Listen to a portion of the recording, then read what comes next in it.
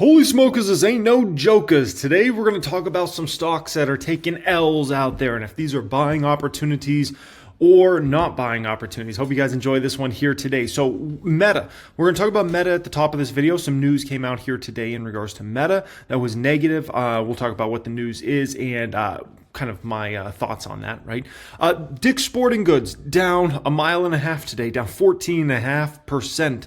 News came out that they're going to be buying out Foot Locker. Yes, Foot Locker. So we'll talk about that one. I'll share my opinions and perspectives if that one is a buying opportunity. Cavistock is down after hours. We'll talk about Cavistock, and I might have another stock that I think is a much better risk-reward profile than something like a Cava, but we'll speak about that one in this video here today as well, okay? I want to speak about a subject in regards to something that is a big trap that newer retail investors or traders get caught up into and kind of explain how to avoid that. Then we'll talk about a few stocks that Warren Buffett just increased his position on, including some of these have been kind of stocks that have been in a little tougher place recently. And I'll kind of share my opinion and perspective on those. Even Domino's, that's been a stock that's been in a rougher place, and we'll speak about that, okay? United Healthcare, a lot of people talking about this. This was the darling of the Dow for the longest time. This was a stock that held everything together when it came to Dow Jones Industrial Average. This stock is now down 45% year to date. Year to date, UNH, which was usually one of the most stable, respected stocks in the market. And we'll talk about if that's a buying opportunity or kind of what my views and perspectives are from there. And then last up here, JP Morgan, the big dog, Jamie Dimon, went on Bloomberg a few hours ago, spoke about recession, volatility, trade, tariffs, the state of the U.S. economy, all that stuff going to be very important. Obviously, JP Morgan's the big dog of big dogs when it comes to financial institutions out there. So always look forward to paying attention to what they have to say. One thing I only need from you guys real quick. Can you please, I'm begging you, baby, do it for me. Smash a thumbs up on this video. That's all I need from you. Hit the like button. That's it. I hope that's not too much to ask. I'm recording this video. It's probably going to be a 30, 45-minute video, and all I ask for is one thumbs up. I hope you can do it for me. Additionally, if you want to be subscribed to the channel, you can certainly subscribe. We're now at how many subscribers? 92,000, 93,000, something like that. Appreciate y'all for being here, okay? So, what happened with Meta? Is it a big deal? Alrighty. So, Meta, obviously, it's been a tremendous gainer for us. Today was an L, right? But it's been a pretty good stock. We're up $844,000 on the stock, and the public account up 458%. So news came out a little while ago that Meta's delaying its rollout of its flagship Behemoth AI model. Originally scheduled for release in June, has been pushed back to the fall or later, right? Nothing burger. Absolute nothing burger. At the end of the day, when that model does come out, look forward to it. I think it's going to be great. The Llama models have been very successful so far in these very early days, and I'm sure this Behemoth model is going to be massive as well. And so, hey, more hype and excitement can build around that model for now. I'm sure Zuckerberg looks at it and he'd rather things be exactly where he wants them. So, it can be phenomenal, and hey, builds up more hype and excitement for when it does come out. So at the end of the day, this means absolutely nothing. Understand everything that Meta's doing AI related right now. Understand that's just setting the company up for the next 10, 20 years. You understand everything that's with the numbers today is all Facebook, Instagram, and WhatsApp. And that's what's really going to dictate the numbers for the next several years as well. All this AI model stuff, Llama models, Behemoth, all this stuff, that's setting up Meta for the next several decades, okay? And so they're just making, Zuckerberg and the team is making sure everything's exactly the way they want it, and it's going to be, very successful. Company's well on their way, so I have 0% concerned. It's not like I was looking at Meta. And you know what makes you feel really comfortable about Meta? Is the P ratios. Forward P on the stock is, 20s. When I'm dealing with a stock that has double-digit top-line growth, double-digit bottom-line growth in trades at a forward P in the 20s, easy peasy, lemon squeezy. So Dick's Sporting Goods getting smashed here today. So this stock year to date is down about 21%, but keep in mind a lot of that is because of today, down over 14%, right? On a one-year basis, it's down, we can call it about 11%. On a 5-year basis, it's actually about a B stock. It's up 544%. So clearly over the past 5 years, the company's done very well. So when it comes to Dick's Sporting Goods, low valuation name. And guess what? They just bought out another low valuation name. Like Foot Locker. Foot Locker has been going through a bunch of transition in the past like, kind of year and a half in regards to transition their business model and getting rid of some stores and things like that. But traditionally, Foot Locker was always extremely profitable. And I'm sure they'll get back to extreme profitability over the next couple of years here. And they usually always trade at very low valuation multiples. Like Foot Locker would usually trade between like an 8 and a 14 forward P. Very common. And so Dick's Sporting Goods trading at 12 doesn't surprise me. So at the end of the day, I think it makes sense for Dick's to make a move like this, do a deal like that. He's going to give him a way bigger presence. You got to understand, Foot Locker also owns brands like Champs and a few other brands as well. And so that's just going to give them even a bigger footprint, no pun intended, in regards to footwear and shoes, and even more pricing power with Nike, Adidas, Hoka, On, all those type of brands, right? And so I think the deal actually makes sense for Dick's. They can probably cut some of the my thought is they'll have this transition period for the next kind of year or two where they integrate it in, and then they'll probably fire a bunch of the big money folks at Foot Locker, and then they'll just use their Dick's team to kind of oversee that. And so, probably makes sense. But am I going to go out there and run out and buy Dick's Sporting Goods today? Probably not.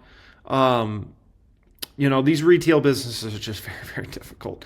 Like very, very difficult. And the stocks always trade at bad multiples.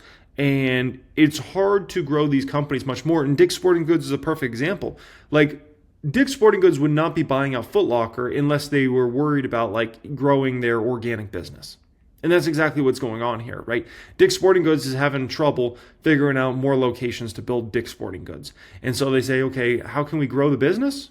Buy out somebody like a Foot Locker, and boom, then you just increase your likely EPS massively over the next 5 years. And so makes sense for them, but yeah, I'm not super interested in buying that one, right?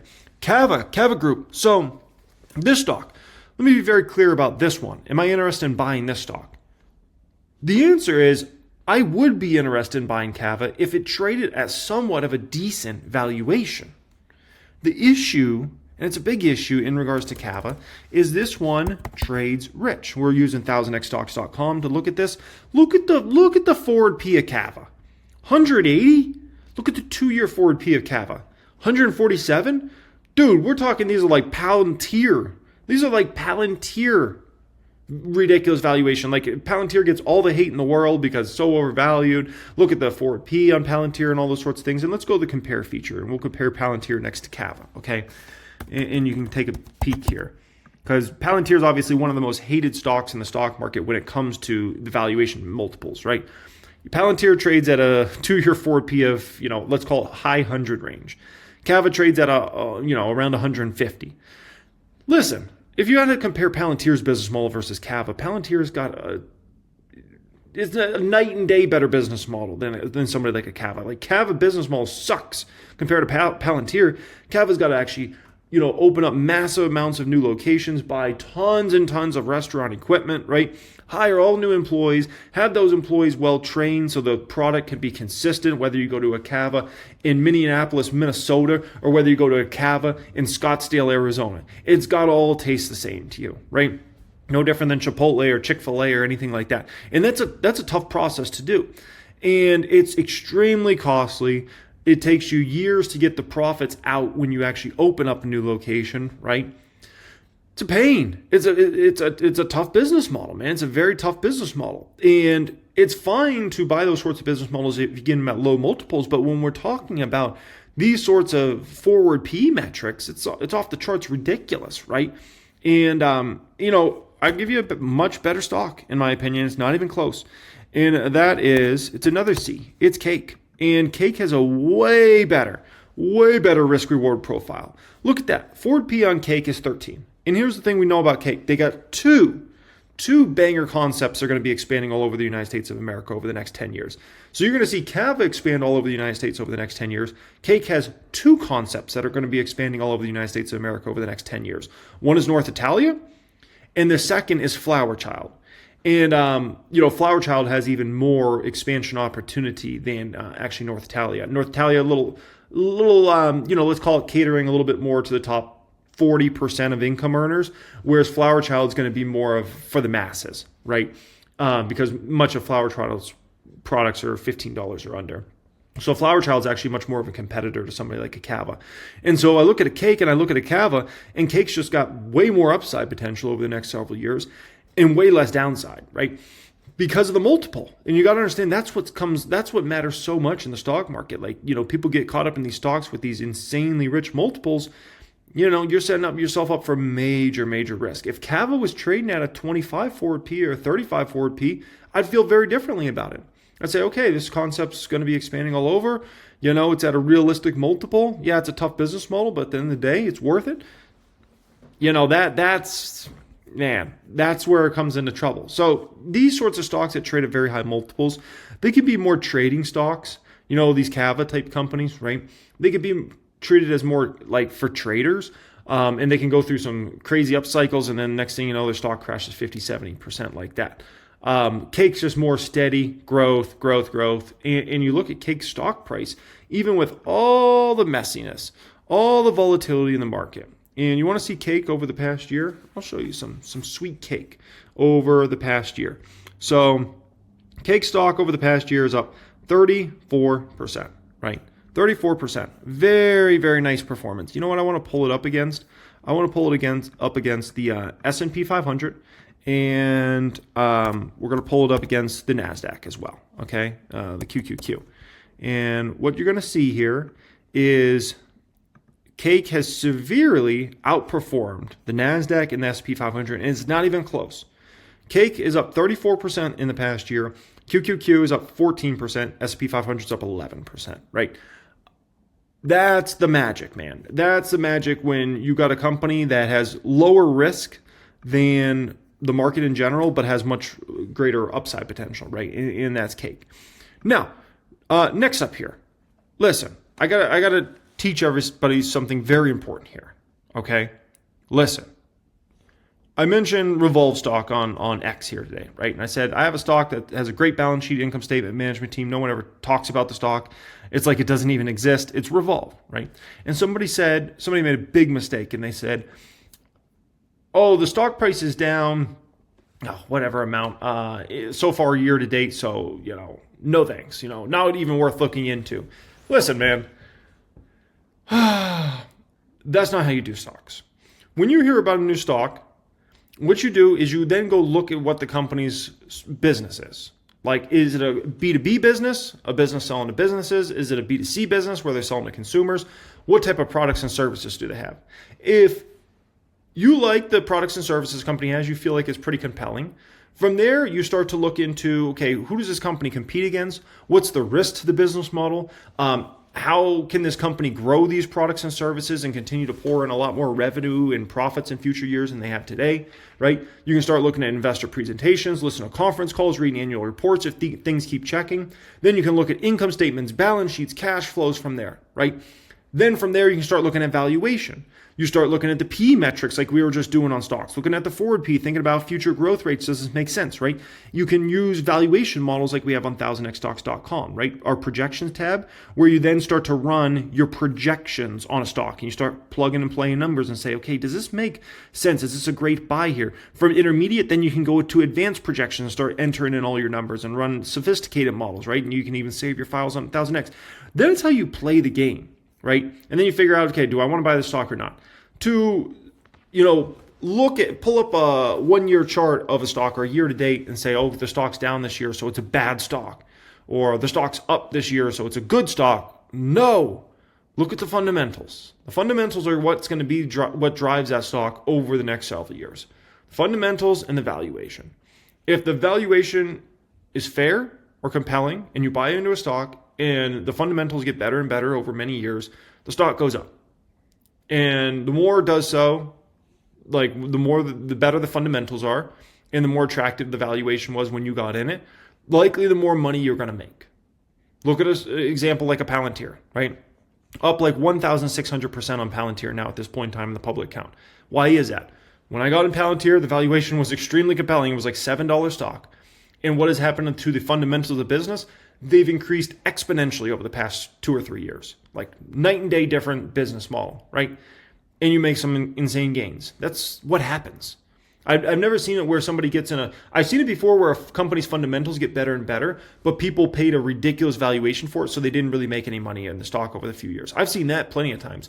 But I've never seen it where a company was at a very compelling valuation, somebody buys into it, the fundamentals get better and better year after year after year, and they don't make money. Never seen it. Never seen it. Because it doesn't exist. Because at the end of the day, if a company's at a very fair valuation and the fundamentals get massively better for the company, the stock will perform tremendous, right? Look at Dick's Sporting Goods. That was a perfect example. Look at how well that stock has done over the past 5 years, right? Fundamentals got better with the company. If people bought in 5 years ago, they got it at a very discounted rate. Because what was going on 5 years ago? I'll tell you what was going on. The worldwide economy was shut down. Kids weren't playing sports. There was no sports going on. So somebody like Dick's Sporting Goods, people had fears where, is that company going to go bankrupt? Like, what's going on there? No one's playing sports. Numbers are going to be horrible. The valuation got to very compelling levels, and the fundamentals of the business have gotten massively better over the past 5 years, and the stock price is up 500% or whatever that was, right? It's a simple game, but you can't just look at a stock chart and say it's up, so it's good. It's down, so it's bad. Like, no. Especially on a short-term basis, that's a foolish game, right? Now, Warren Buffett bought into a few stocks here: Constellation, Pool, Domino's, and Heiko. Pool and Domino's are really the only two that really interest me here out of this bunch of stocks. So we're going to take a peek at Pool, and which kind of has a little bit of a monopoly. And then, what is it, DMZ, Domino's? What is Domino's ticker symbol? Domino's. No, that's not the right Domino's. Is it DPZ? DPZ, maybe? Let's see. DPZ. Yeah, there's Domino's. Okay, so let's pull up Domino's, and let's pull up Pool. So Domino's 27 forward P. Pool's at a 27 forward P. 2-year forward P around 24 for Pool. I can understand why Buffett likes Pool, because they kind of have a little bit of monopoly on the industry and in the specific product segments they compete in. It seems like a Buffett-type business, and it trades at a fair forward PE, right? Given the position this company has in the marketplace. So I get it. Like, I see why Buffett likes a Pool. Do I like Pool? I think it's okay. It's not like a stock that I'm like, oh my gosh, this is so exciting, I'm going to go out and buy this. But it's a very Warren Buffett-like stock. Very Warren Buffett-like. And I wouldn't be surprised if it performs just fine over the next few years. As a matter of fact, let's take a look at Pool stock over time. Pool stock. Let's take a peek here on a 5-year basis. Stock's up 40%. So, yeah, seems like a Warren Buffett-type stock, right? But, and then in terms of Domino's 27 forward P, 2-year forward P 25. I don't hate Domino's, but I don't like it either. Probably not a stock I'd be interested in buying. Like, you look at Domino's, they have Domino's just about everywhere you'd possibly want Domino's, just to be honest. It's not like this is some major expansion opportunity. It's like, we're going to be able to build so many Domino's over the next 10 years. No. Additionally, we know that space is insanely competitive. You got a Domino's, it seems like everywhere you could possibly want a Domino's, but you know what else you have everywhere? Papa John's, Pizza Hut, right? And then you have these like regional pizza places that they'll have like 100 locations or a few hundred locations. And then you got all the mom and pop pizza places, right? And so that whole category is just extremely competitive. And so Domino's is like, okay, but it's just not the most attractive stock in my opinion. But it's okay. Like, it's once again, it's a Warren Buffett type stock. You kind of look at that one similar to like how you would look at a, buying who? McDonald's? Something like that, right? All right, Jamie Dimon, let's listen to him. What did you learn in the last month? Not much, other than we have all this uncertainty. Some preceded the new administration, like we had large deficits, interest rates going up, inflation going up, and some are, tariffs and things. And of course, the geopolitical situation is very tense, very difficult, and hard to resolve. Okay, so if you forget projections, numbers, what's your hunch? Is the U.S. going to go into recession or not? Look, I'm going to defer to economists who give it about a 50% chance. I think all these things are probably inflationary a little bit more and slowing down the economy. If there's a recession, I don't know how big it'll be or how long it'll last. Hopefully we'll avoid it, but I wouldn't take it off the table at this point. If you look at, the trade war and then the somewhat reconciliation between the U.S. and China, does it hold? I think it's the right. Before we go further here, it's important I mention this, right? Because Jamie Dimon always says, hey, don't take recession off the table. Talks about economists, 50-50, coin flip, and those sorts of things. Keep in mind, Jamie Dimon in recent years has been definitely on the cautious side.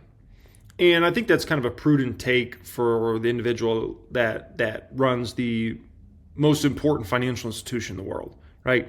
Like, I'd rather have a man like that that's in charge of the most important financial institution in the world be more cautious and kind of like from that point of view than everything's rosy and it's we're going to the moon type philosophy, right? It makes me feel more comfortable. What to do is to back off of some of that stuff, to have an engaged conversation. I'm grateful they did the U.S.-UK deal. It's an agreement in principle, so there's a lot of uncertainty still. And there's a lot of uncertainty still in the China thing, but at least we started. It obviously calms down the markets. That's not the reason to do it, but the markets, do vote or something like that. And so you'll still have uncertainty to resolve. There's 90-day triggers in a lot of these things, and hopefully they will be resolved. But they're complex. I don't expect immediate resolution, to the satisfaction of everybody in 90 days. But do you expect markets to settle from here because we have a little bit more of a blueprint, or could volatility pick back up at any second? Markets are quite unpredictable. I think there's a lot of uncertainty out there that you can't discount. War in Ukraine, terror in the Middle East, Iran, huge deficits, our tax bill, which I would like to see a good tax bill pass, the tariffs, the reaction of countries to tariffs. The EU and the UK are about to negotiate. I think they have a chance to actually develop a great relationship, partially making up for, the disaster that Brexit became. And those are uncertainties. You can't eliminate them because you want to. But what are your biggest clients saying about this market volatility? Have they made money on the back of it? Yeah, some do and some don't, and volatility could be good or bad depending on who's facing it. So, but I would expect continued volatility. I think it's a mistake to think we can go through all the things we're going through and the volatility itself will calm down. Has it been good for? Boom. Hit the nail on the head, and that's exactly what I was saying. Especially under this Trump presidency, it's going to be a lot of volatility. Told people that on Inauguration Day, it's going to be a lot of volatility. There's going to be a lot of moments that you're feeling like, gosh, can I ever make money in this market? And there's going to be a lot of moments where you're figuring out,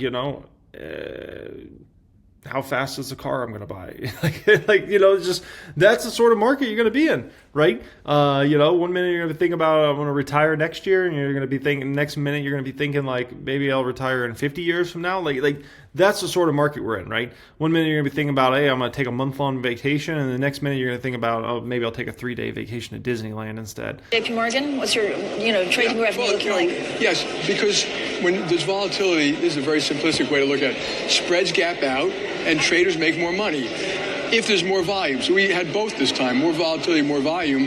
But very often when you have a lot of volatility and spreads gap out, there's much less volume. So you've seen examples where there's good volatility and there's bad volatility. This one happened to be good. The next go around may not be so good. Jamie, when it comes to financials, I mean, a lot of, I guess, non-bank entrants are making quite a lot of way. Citadel, Jane Street. Is that a concern for the banks? Should it be a problem for the banks? I wouldn't call it a problem. They're both clients and very capable. But I've always had the view there are a lot of competitors out there, and all the major banks are back. I think that's a good thing for the world. Maybe not so much for JP Morgan. You mentioned those two. There's Apollo. There's a lot of fintechs, some very good ones. There's Stripe. There's PayPal. Yeah, my view has always been the same. I tell the management team, assume competition. Assume they're coming at you in every angle. Assume they often have their own strengths, sometimes their own weaknesses. They won't all do great, but yeah, I think they're, some of these people are gaining quite a bit of share in parts of their business. We still are too, by the way. So, we're in the fight. We're not losing out very much, but that doesn't mean you won't lose out tomorrow because you're winning today. So what do you have to do today? How do you see the people that are doing, well today doing even better tomorrow? Are you talking about us or other people? Both. It's quality of people. You interviewed Pranav. I mean, we have exceptional people in investment banking and sales and trading. And I put right next to that technology, but it's related because those people deploying technology. So there are thousands of technology projects, and then there are hundreds of AI projects, all of which are meant to do a better job for customers, consumer, research, how we deliver things to people. And if you don't move, you're going to be left behind. I mean, I remind you could be a country or a company. You do not have a divine right to success.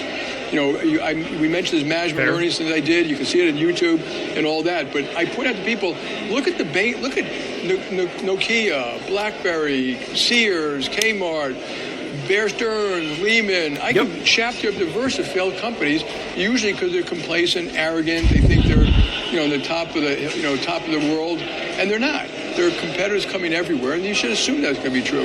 Do you see competitors coming for the U.S.? Yeah. Where? Europe? Oh, you're talking about the countries? The countries, yeah. Yeah, I think Europe. Let me just say this. I think Keir Starmer, Merz, and Macron. I think Macron is one of the best political leaders on the planet today, okay? I think Keir Starmer is smart, devoted. They're saying the right things public and privately. All of them talk about growing the economies. Thank God. Pro-business, pro-capital. And they're doing all of that to improve the lot of their citizens. It's not about what they're doing for J.P. Morgan. And if I was Europe, absolutely, I'd want to greatly live in the UK, military, economic, and I would reform as best I can all of European things, what they're all talking about now, deregulation, simplification. And yeah, they try to compete with America. And that would be good for America. That doesn't make me sad. It makes me happy that they're strong. And then, they're allies. I want our allies to be strong and powerful militarily and economically. But do you worry about U.S. supremacy, actually? Exceptionalism? Yeah, I never believe we're quite that exceptional. I mean, remember, America's an unbelievable country with freedoms and the gifts of God and, water, food, energy, and then the gifts of the founding fathers called freedom of religion, freedom of speech, freedom of enterprise. Those dwarf everything. And so we still have the most prosperous economy the world's ever seen, but the Americans shouldn't take it as a divine right to succeed either.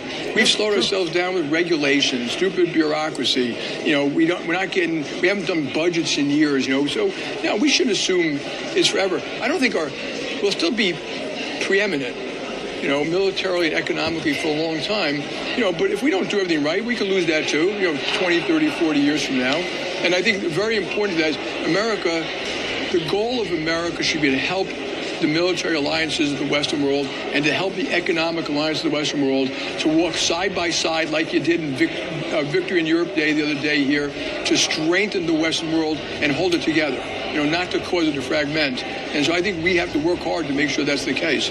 Do you worry about the deficits, and do you worry actually in the U.S., and do you worry also about the U.S. dollar remaining as a reserve currency? Do you think Europe has what it takes to try and put the euro in there? Yeah, so I should have mentioned deficits up front as being one of the issues you have to deal with. And I think asset prices are quite high too, and those create various risks for America. Our deficit is almost $2 trillion, 6 or 7% of GDP, the largest peacetime deficit ever, and we have 100% debt to GDP. That 100% debt to GDP is kind of universal, almost around Europe on average, but your deficits are much smaller. Does that create a risk? Absolutely. It creates a risk of inflation to me. It creates a risk of higher long-term rates. But America, will the dollar get weak? I don't know. That's a slightly different thing. I think you could see rates go up, the long bond rates go up, and that might slow down the growth, and that's how we kind of a stagflation kind of scenario. What do you tell? I mean, you must see President Trump regularly. What do you tell? What would you tell him? I talked to all of the folks there. I wrote about my chairman's letter. I mean, first of all, America should worry about things we can do better. I call it blue tape. I mean, we are out of control. We're doing the same stuff that they did here that, virtually, the American public may not know. The GDP per person in Europe has gone from something like 90% of Americans to 65%. And they did it to themselves. Rules, regulations, overcomplication. They started the European Union, which I think is a huge accomplishment of mankind. They got to finish it. And here they call it the Capital Markets Union, the Banking Union. They have to create a big common market of 450 million people. And so in America, it's the same thing. It's regulations, it's permitting. We've wasted a lot of money in the green economy. It's getting jobs back. It's training in schools. It's fixing immigration. So we've stopped at the border, but now we have to have a more merit-based immigration, more seasonal immigration, things that can help the country grow. And then we have to work on our military alliances, on our economic alliances, and that's for the sake of the future free and democratic world. But so on the There's one thing that bothers me about Trump that I think he's making a little bit of a mistake on is he spends all his time meeting with, Elon Musk, and Zuckerberg's gone to the White House several times, and these sorts of individuals, right? And he's always worried about what Tim Cook's doing and all this sorts of stuff.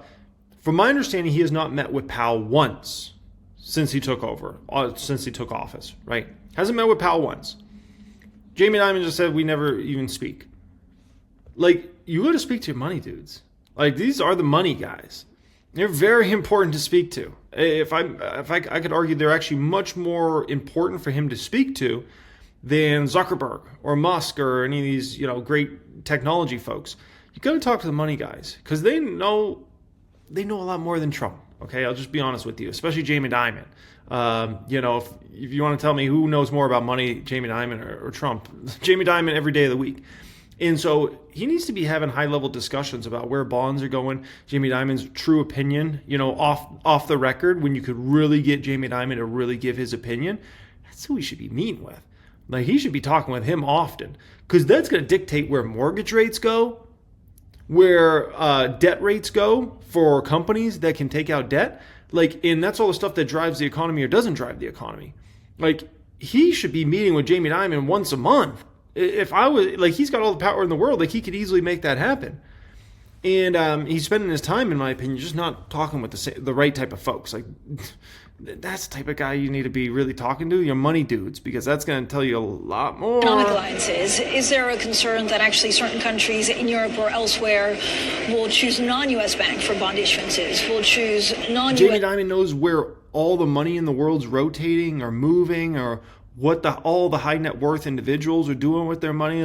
He controls the most powerful financial institution in the world. Dude, that's the guy you should be talking regularly with. Asset managers to manage their pensions. Yeah, there'll be a little of that. We irritate a lot of people. So I run into them. They say, they're not buying our, Kentucky bourbon or something like that. There'll be some of that, and I think it's perfectly reasonable for. I spoke to a lot of investors here. They're thinking about the asset allocation to the United States. Will they diminish that? Possibly. Is America a bad investment destination? No. If you were going to take all of your money and put it in one country, it would still be America. It's still the most prosperous nation on the planet. It's got the best military on the planet. It's got huge amounts of innovation. People are catching up. That's a good thing. China's doing some very good innovation in medical and AI, and we should assume they're going to continue to do that. But America's still got the best. Our GDP per person is $85,000. China's $15,000. We don't have anything to be ashamed about. We should fix our problems because we could grow a lot faster, which help all of our citizens. But if you put out too many tariffs and actually too much uncertainty, does that not squander actually a lot of the assets that the U.S. has? I think they're doing the right thing now, which is to back off of it. Let the Secretary of Treasury do the hard work of figuring out what's the right thing to do. If there are unfair trade things, do something about it. But they have backed off of specific things in specific industries, and I think that's the right thing to do. I think the first thing was very large, kind of that everything, everywhere, all at once, and now they're, kind of backing to where I think they should be.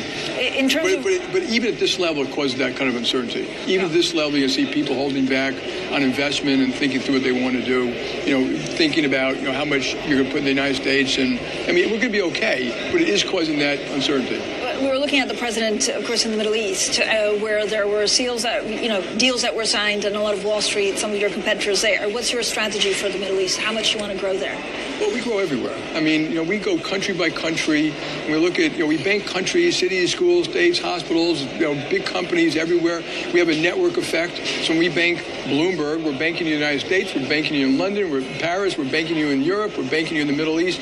That's what we do. So almost every one of those countries, we're growing. As they grow, we grow. We cover, more of their institutions. Overseas, we're institutional. In the United States, we also have consumer.